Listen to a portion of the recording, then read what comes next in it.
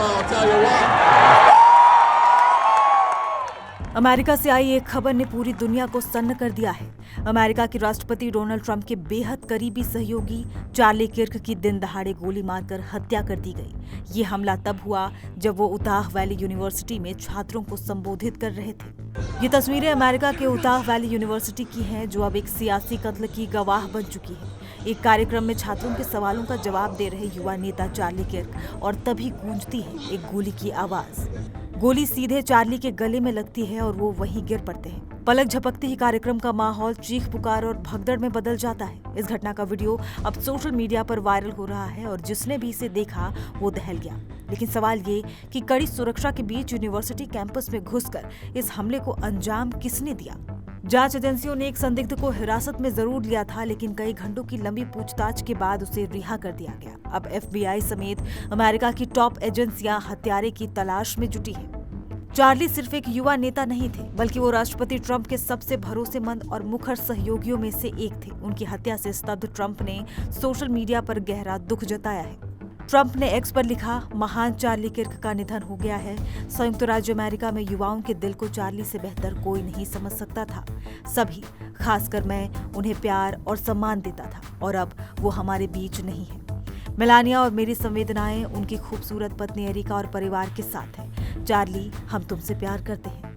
इस पोस्ट के बाद ट्रंप ने अपने दूसरे पोस्ट में चार्ली के सम्मान में राष्ट्रीय झंडों को आधा झुकाने का आदेश देते हुए लिखा कि चार्ली किर्क, जो वास्तव में एक महान अमेरिकी देशभक्त थे, उनके सम्मान में मैं पूरे संयुक्त राज्य अमेरिका में सभी अमेरिकी झंडों को रविवार शाम 6 बजे तक आधा झुकाने का आदेश दे रहा हूँ। इस घटना की निंदा में पूरा अमेरिका नेतृत्व अपनी राजनीतिक दीवारों को तोड़कर एक साथ खड़ा नजर आया। उपराष्ट्रपति कमला हैरिस ने इसे कायराना हमला बताते हुए कहा कि अमेरिका में राजनीतिक हिंसा के लिए कोई जगह नहीं है। पूर्व राष्ट्रपति बराक ओबामा ने लिखा कि ऐसी घिनौनी हिंसा के लिए हमारे लोकतंत्र में कोई जगह नहीं। हमारी प्रार्थनाएं चार्ली के साथ, खासकर उनकी पत्नी और 2 छोटे बच्चों के साथ है। वहीं पूर्व राष्ट्रपति जो बाइडेन ने भी इस घटना की कड़ी निंदा करते हुए कहा कि हमारे देश में इस तरह की हिंसा के लिए कोई जगह नहीं है, इसे अभी खत्म होना चाहिए।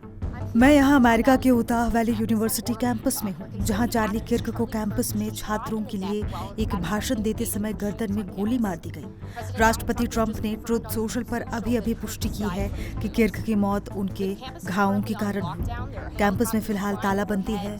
ऊपर हेलीकॉप्टर उड़ रहे हैं। छात्र कैंपस से बाहर भाग रहे हैं। अपने माता पिता और प्रियजनों को बेतहाशा फोन कर रहे हैं। बहरहाल, नेताओं के बयान, जांच के आदेश और शोक संदेशों के बीच अमेरिका आज गहरे सवालों से जूझ रहा है। अब सवाल ये कि चार्ली की हत्या क्या सिर्फ एक शख्स का आपराधिक कृत्य है, या फिर ये अमेरिका में बढ़ते राजनीतिक ध्रुवीकरण और नफरत का एक खौफनाक नतीजा है। इस हत्या ने अमेरिका को झकझोर कर रख दिया है। अब दुनिया की निगाहें FBI की जांच पर टिकी है कि आखिर इस हाई प्रोफाइल मर्डर के पीछे कौन है और उसका मकसद क्या था। इस घटना ने एक बार फिर साबित कर दिया है कि राजनीतिक असहमति जब हिंसा का रूप लेती है तो लोकतंत्र के लिए इससे बड़ा खतरा कोई और नहीं हो सकता।